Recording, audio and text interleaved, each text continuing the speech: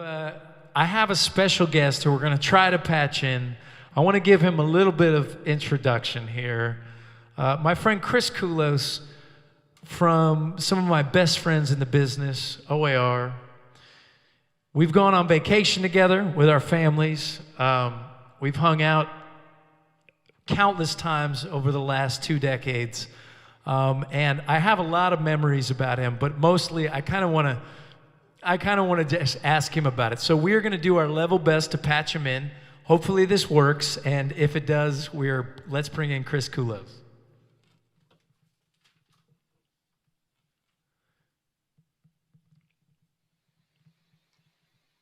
Chris. Hey, hi, I'm here. Can you hear me? I have you. Do we have him? Are we good? We think we're good. Okay, give me a sign if we're not good. I can hear you, brother. It is so good to see you. Where are you tuning in from?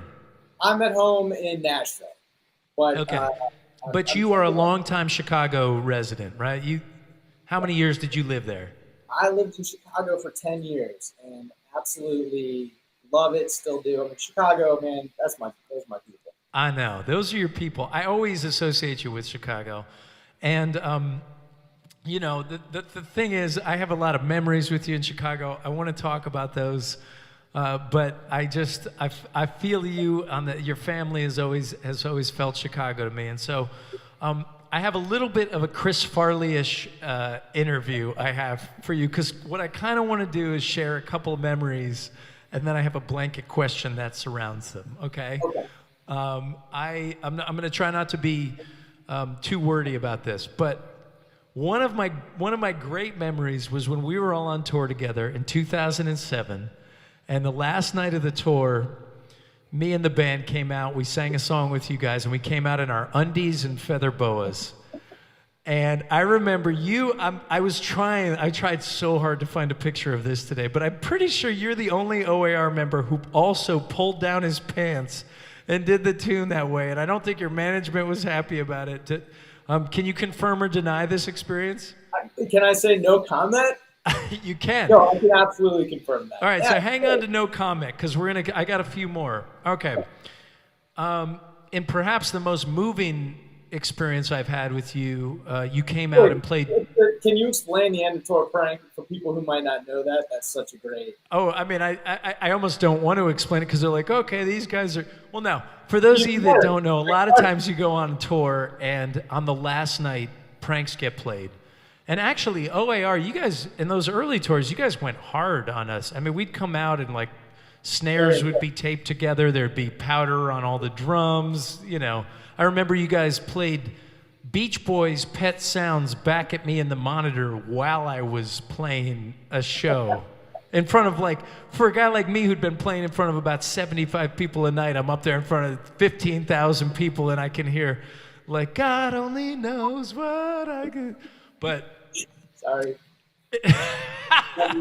I brought you on the show to humiliate you. You probably might feel that way, because one of the times you filled in for me, you came in, you played the SK Family Barbecue. And I kind of wanted to have you on the show just to apologize for this. But you came on, you played drums beautifully, and I asked you to do 2 minutes of stand-up comedy on the fly in front of an audience. And God bless you, you did it. Can you just talk about that experience a little bit?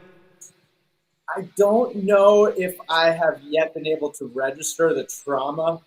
You know what I'm saying? I feel like it's going to come out later on in life. Like I'm still a little scarred. I just didn't know what I was getting into. I mean, it was one of those moments when you're on stage and we were playing a game, and it could have been anything.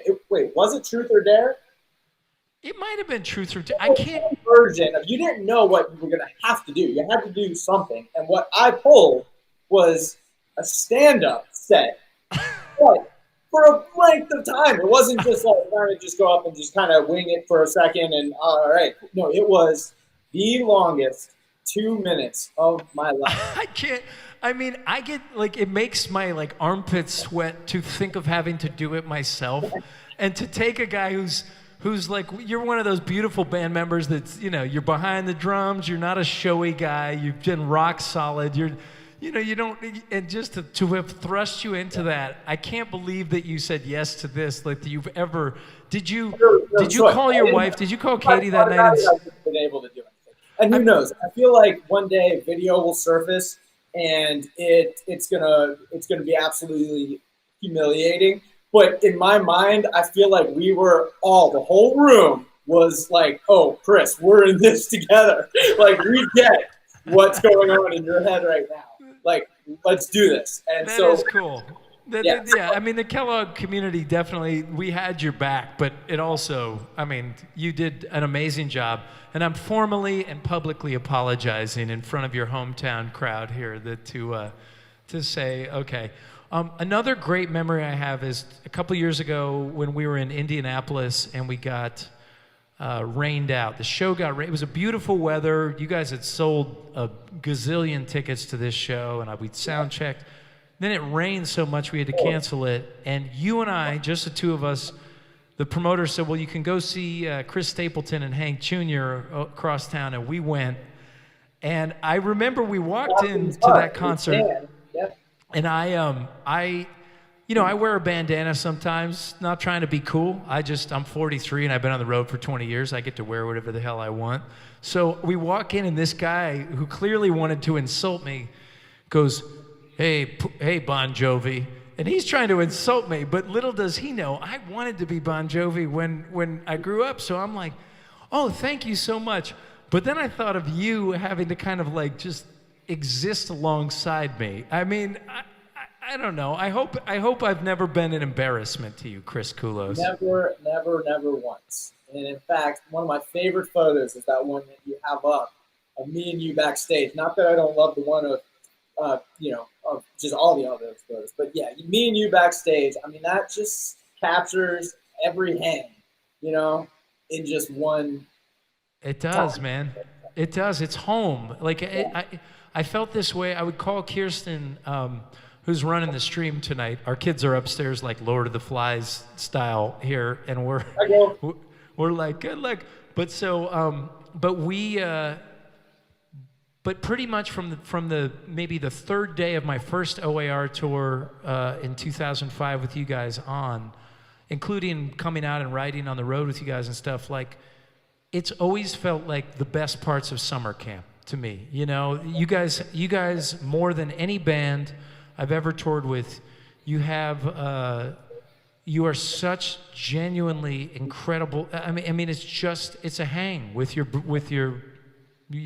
second family, and I've always felt that, and that picture does capture it. And obviously most folks tuning in are down with O.A.R. But to me, I've always held you guys up as maybe the biggest example of success.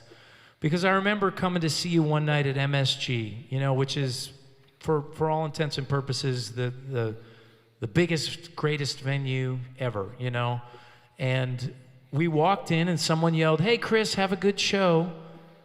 And I thought, how amazing to be able to walk into a sold-out Madison Square Garden to play a show and have people rooting for you, but not like hanging out in the trees trying to stop you or anything like that, And I just got to say, man, I've been so grateful to be a part of your, an auxiliary part of your group over the years, man. You're an incredible organization. Okay, we love you dearly, brother. And we've had so many memories, and there's so many more to come. And all of the songs you got to write with Mark, the passion that comes through, and that is the same that comes through in everything that you do. And for everyone watching these shows, I mean, I've just been having a blast sitting here watching tonight's show and just, hearing the stories and hearing the background and the songs and the pictures and all of it. It just, once again, everything you do is just total pure heart, and we love it. We love you. And, can't wait to do it again in person, hopefully. I know. I'm a hugger. I can't wait to hug you guys. To be with all of you again, man. And, remember that press conference we did? Somehow I ended up in your band press conference when you guys did that. We played the Beacon Theater that night, and I just suddenly ended up with so they're like asking questions of O.A.R., and I'm in there like, yeah, this is what we think. It was a proper press conference. Man, you guys have welcomed me in. You know, my heart, I heard that your longtime truck driver, Jim, has been struggling with COVID. Can you give us an update on that before we let you go? Yes. So the latest that I've heard is that he, after 10 days in an induced coma, has been able to get off the ventilator and breathe on his own. And it's incredible news. It's going to be a rough road to recovery here, but it's absolutely incredible news to hear that. I think we all follow along with what's going on, and the percentage of patients in that condition, it's very scary. And so we've just been pulling together, as a band to kind of support his family as much as we can and be there and send positive thoughts. And what more can you do? I don't know. He's one of the greatest. He's a part of this. The band family. Even when he's not out on the road, with us, if he's hired by another band or another, trucking company for any reason, he, without a doubt, was always the first to send an email to all of us or a text at the beginning of the tour to wish us luck. And he's thinking of us. He knew everything that was going on in all of our lives every day. And it's just, it's an incredible thing, though, I think. I love that guy, man. Well, everybody here, we're sending Jim love. He's always been so kind to me. Makes me feel like Johnny Cash, man. And so I'm glad to hear he's on the mend, but let's all send our hearts out to him. Chris, thank you for being a guest on my virtual experience tour, brother. I love you so much. Thanks for letting me crash the party for a few minutes. Love you guys. All right, bud. See you.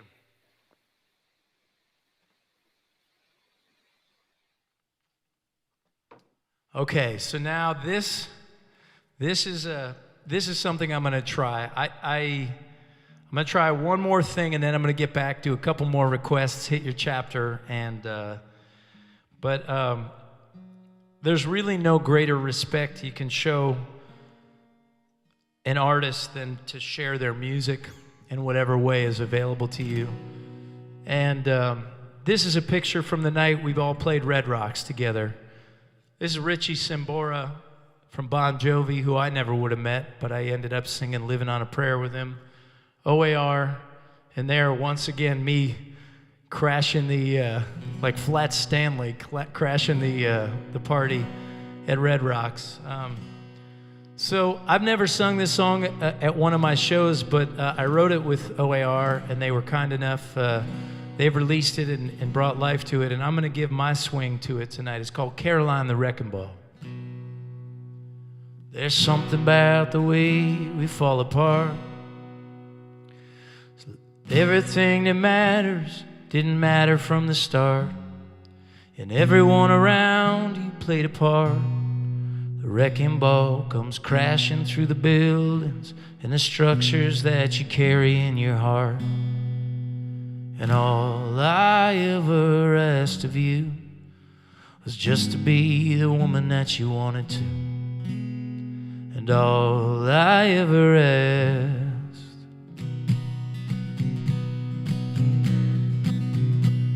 Just outside the city on a Sunday last July, the girl's name was Brandy, but we called her Caroline. No one even knew her history. Said she came from somewhere in the Southland, though it feels like she was coming straight for me. I was playing 9-ball with two guys I knew from work, and this junkie local, he starts acting like a jerk. I saw him put his hand up Brandy's skirt.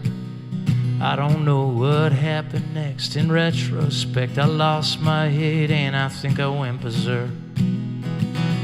By the time they pulled me off him, I was almost coming to. I was bleeding at the knuckles, and she says, "Nice to meet you. The cops will probably be here in a flash."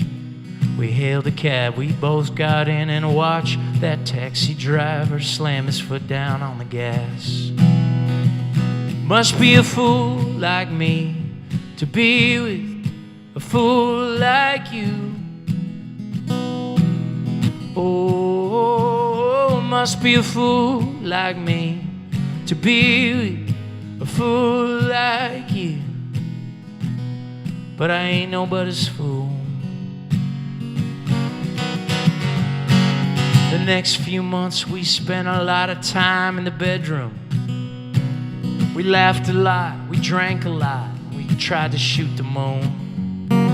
In the morning time she'd always disappear, and I agreed I'd not ask questions with a chance of an answer she don't want to hear. Then one morning I found her crying on the stoop outside my place, and although she tried to hide it, there was sadness on her face. Is there anything that I could do? She said, perhaps if you could drop this package off, though I would hate to inconvenience you. Well, they say a sucker's born every 60 seconds time, and I knew I shouldn't do it, but I put it from my mind. Oh, if you knew that gal of mine, you'd understand I had no hand in making that decision. Sometimes reasons got no rhyme. You must be a fool like me to be with a fool like you. Oh, it must be a fool like me to be with a fool like you. And I ain't nobody's fool, nobody's fool, no, no.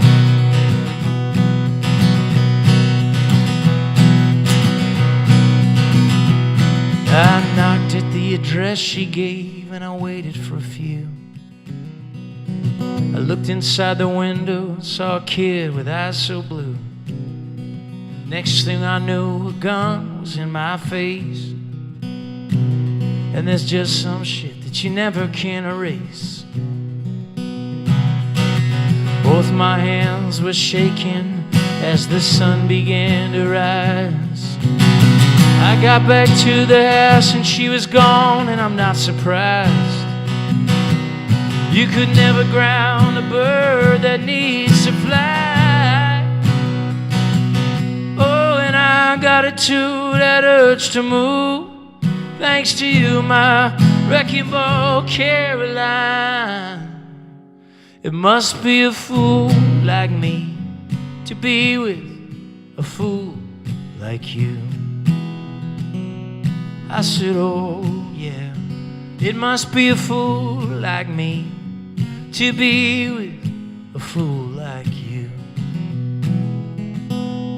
And I ain't nobody's fool, nobody's fool no more.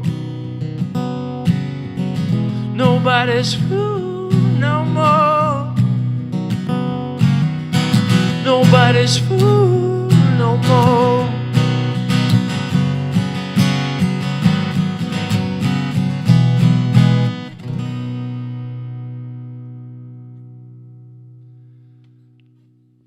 That one's an O.A.R. song called Caroline the Wrecking Ball that I was lucky enough to get to write.